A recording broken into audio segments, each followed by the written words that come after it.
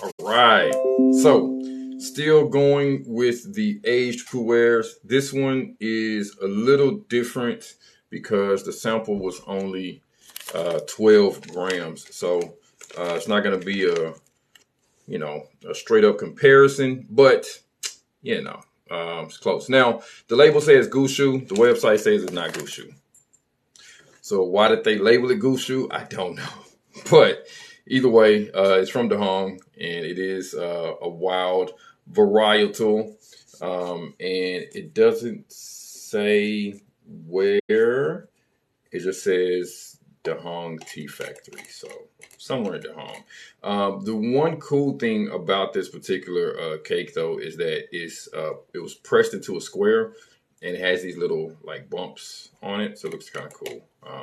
But anyway, I think this is a really good sign when I see the tea kind of at the bottom there, and it hasn't quite diffused all the way. So I'm gonna shake this up just a little bit.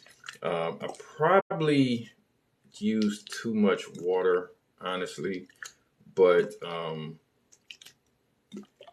think this will be okay. And I think when you use less material, it hides any like weird little notes that may be in the tea. So I'm gonna definitely keep that in mind. But either way, I'm sure it's gonna be good. I've really enjoyed tasting through these Dehong samples.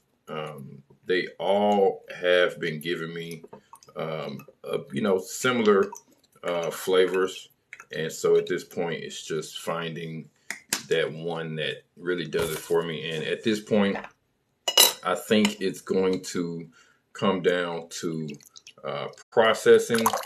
I'm still not sure about whether age has any bearing on any of this stuff. I think anything more than maybe 6 or 7 years is probably going to be about the same. So really clear liquor. There's definitely some activity in there. A lot more than what I expected, but not a lot. It's almost translucent.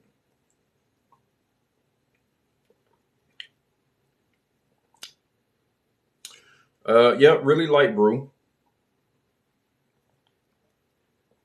which is to be expected. But I am getting some of that sweetness that's in there, and there is a weird note. Now, I want to say I purposely don't eat before I do these things because I don't want anything to mess with the taste. There was a couple times where I had like a bite to eat, but usually I don't eat anything. And this one has something there. It's something there, but I can't pick it out. If there was more material or less water, I'm sure I'd be able to do it. But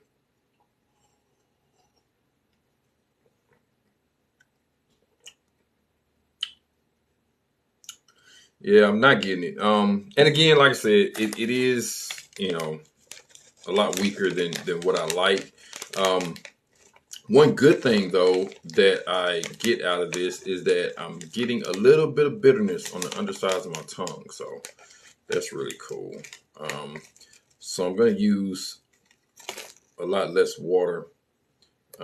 You can kind of see like one little bump on this one, but it's pretty thick too. But yeah, just an interesting pressing, I think, and obviously pretty compact, just based on what the cold brew looks like. And I did smell this yesterday, and nothing out of the ordinary. Typical aged Pu-erh sweetness. Probably a bit more aromatic than some of the others that I've had so far. And I'm gonna do fairly quick rinse, but I do want to try to get that cake loosened up too, though.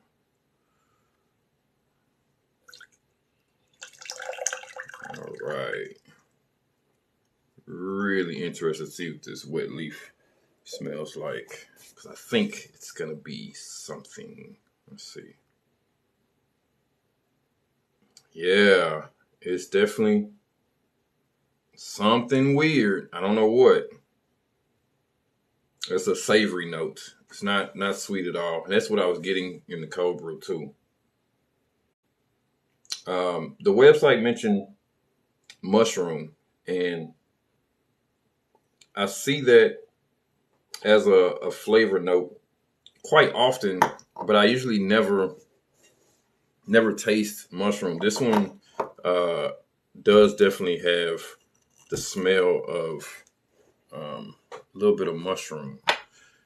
So really hot, near boiling water, and I'm going to give this one a nice long steep for the first couple infusions, especially after having something of a weak brew from this cold brew. I kind of need some oomph right now, you know? So I'm going to let this sit for, I think, a minute. I'm not really timing, just kind of looking at the clock passively. But the color isn't changing much. And so I'll have to determine what, if anything, that may mean in later steeps, because, you know, it's still pretty solid cake right now. So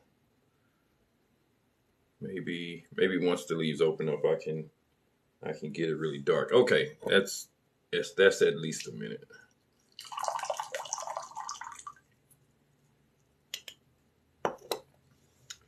Look at that color. So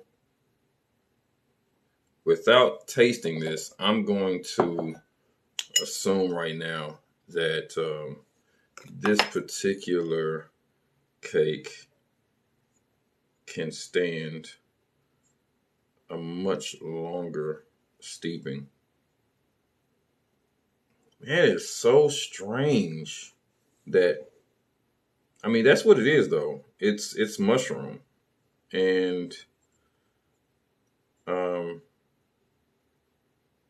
I can't even start to try to pinpoint which mushroom it is, but it's definitely a very strong mushroom aroma coming off this thing. I mean, and that's like just mushroom. There's no like greenness that I usually get out of Pu-erhs. There's no sweetness. It's literally just almost as if you're smelling just straight up cooked mushrooms. It's interesting.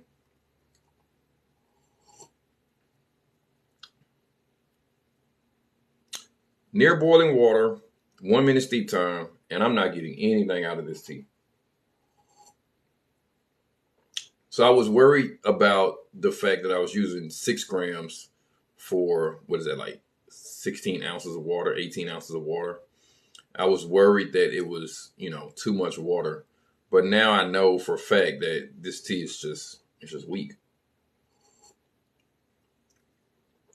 It does have an interesting flavor profile, though. It's not bad. It's just not sweet. And it has this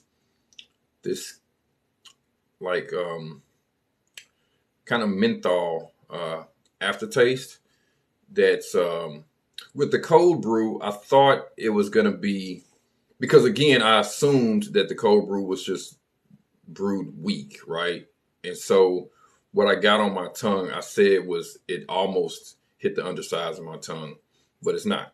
Because even with the hot brew, it's not hitting the undersides of my tongue, but it's doing something to my tongue, which is interesting. It's like a tingling type of sensation. And it's happening at the front sides and under my tongue. Like I said, it's interesting. It's just weak. All right. So this water's gotta be got to be at least 175 now. And so what I'm going to do is I'm going to cover this with water. And yeah, it's almost like my tongue is a little numb or something. And I'm going to see if my patients will allow me for this thing to steep for 2 minutes. You know, typically if I steep anything this long, I'm purposely drinking it grandpa style, or I just forgot about it. Which is always a happy surprise, honestly, when that happens for me. Especially when you, wow. It's mushrooms. That's all it is. It's nothing else but mushrooms. That's weird because it's a green leaf. It's so strange. That's my first time smelling the liquor and wow. That is so strong. It's just straight up mushrooms. Golly. Man, yeah, I've never. It's my first experience. Like I said, I've seen tasting notes where people talk about there being a mushroom flavor, and personally, I've never experienced it. You know, I think maybe there's been a time or two that I've tasted some tea and I was like, yeah, I kind of get maybe like an aftertaste or something like that. But this one is straight up mushrooms. So, my first impressions are, if this is a first time tea drinker and they like mushrooms, then yes. And this is my first time laughing this much, I think, about a tea. I mean, this is really something, you know. Yeah, if they're a first time tea drinker and they like mushrooms, great starter. And you know, for your tea nerd friends, I think it is definitely interesting. You know, I've tasted a lot of Pu-erh over the years, and I've never tasted anything that was this strong of a real legit mushroom flavor. So I think I'm at, my watch says a minute, but I gotta be past 2 minutes. Sometimes that line is, yeah, okay, yeah, now it's moving to 2 minutes as the second hand goes around. Okay. So I'm going to just give it like 15 more seconds because I have a feeling that you cannot overbrew this thing. Matter of fact, the website says that harder infusions will release bitterness but increase the sweetness at the same time. I don't get sweetness unless, you know, you're trying to say that a mushroom can be sweet. Not in my opinion. You know, no. There's no way that I can call any of this sweet. There's no sweetness in the aroma. Well, I mean, the dry leaf did have a typical, you know, aged Pu-erh sweetness. It really did. But the wet leaf, no, not at all. My goodness. Yeah, it's not as strong when the liquor is not. I mean, it's definitely mushrooms, no question. And I think as the cake is opening up, I'm starting to get a little bit of that spinach note that is prevalent in what I'm going to call green teas. I know that there's like a huge disagreement about whether Pu-erh is green tea. I think it's a green tea. I really do. It's not like, you know what I'm saying? It's not processed like a green tea. But when you talk about the differences between a white tea and a black tea, green is in the middle.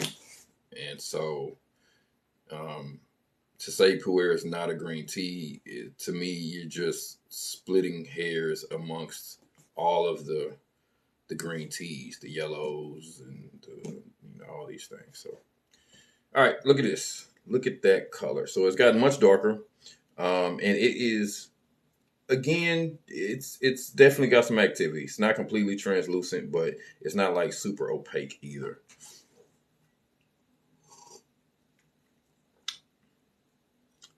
There's that bitterness. It is there, and it's the right amount too. I like it, but it's that bitterness that hits the back of the tongue. It doesn't hit the undersides. So it's not perfect, but I do prefer this tea brewed stronger. It's good for that. This is a strong tea. Well, I can't say it's a strong tea because I had to steep it for damn near 3 minutes, almost boiling water. So it's not a strong tea, but I guess you can get it strong if that makes sense. Um, and the flavor is bold when it's brewed really hard, and there is definitely that mushroom thing there, and there is definitely a sensation on the front part of my tongue, not the very tip, but definitely the front of my tongue. And again, there's this like menthol effect going on where like I feel like, you know what I mean? It's definitely there. And I feel it all over my mouth. It's really interesting. I don't know. I mean, do I even want to try to brew this with cooler temps? Yeah, just for the sake of experimentation. Let's see what happens. The problem is I think in order to properly do this, I'm gonna have to steep it for a long time.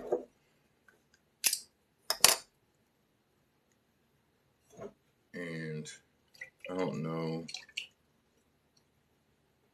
if I really want to do that, honestly. All right, so 123. I'm gonna get it a bit warmer.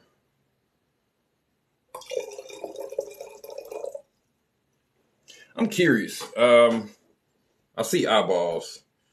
Have you had anything that was like just a really strong mushroom flavor? Because, like I said, I've had a lot of Pu-erh over the years, but this is my first time having something this strong. But I've also heard a lot of tasting notes where mushrooms are mentioned.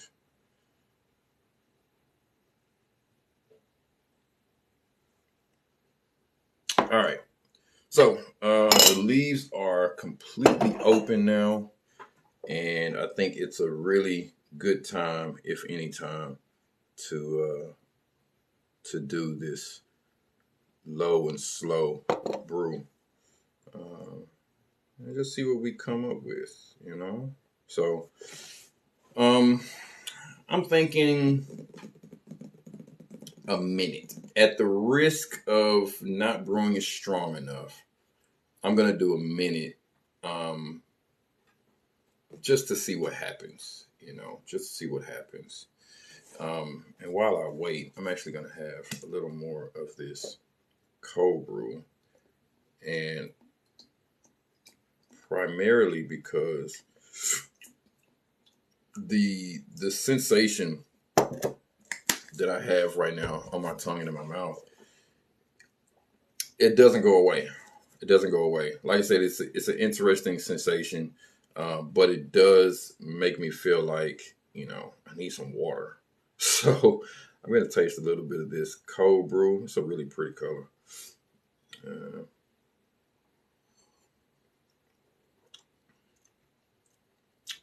that was soothing, actually. Oh my goodness. Oh, the cup. The cup is so strong with mushroom. All right, so we're coming up on 2 minutes now.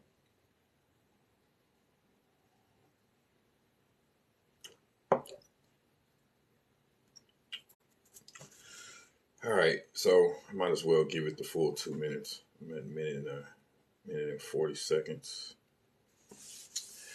Yeah, so I mean, yeah, the cold brew is just weak. Like I said, it's interesting, but not my favorite. If it goes a second round, I mean, I'm definitely gonna try to push it twice. I'm definitely gonna use like half the water for sure. Definitely. Um, which means there's not gonna be a lot to drink. So, as of right now, I'll say that this is not going to be my pick. I'm glad I've had the experience, not in Raw Pu-erh. Yeah, see, exactly. Um, I mean, what about ripe? I haven't drank a lot of ripe, honestly. I kind of found found my favorite pretty quick and just kind of stuck with that, honestly. But yeah, I can imagine with different fermentation methods and lengths and stuff like that, you probably do get some kind of fungus smelling type of ripe for sure. So not a lot of material. There's a little bit. So this is low and slow, and to me, no, it's about the same. It's still just so opaque. It looks much thicker, honestly. And again, it's probably because the leaves are opening up. Wow. Okay. Cool. So this tea can be overbrewed. It's definitely wow. So yeah, has a lot to do with these leaves opening up. That's a lot of it. That is a lot of it. So now I'm afraid to go back to like hot water. So 2 minutes low and slow. Leaves completely open, and it's on the border of being overbrewed. Like yeah, to the point to where I'm like, do I really want the rest of this? So the bitterness is definitely there. It's kicked up a lot. Um, the mushroom is definitely still there. And this thing that I have going on in my mouth with the menthol stuff is still there. It's not going away. Again, not my favorite. I'm not going to finish this. Not my favorite, but an interesting tea for sure. And so I'm really glad I had the experience. I'm going to, man, it smells good though.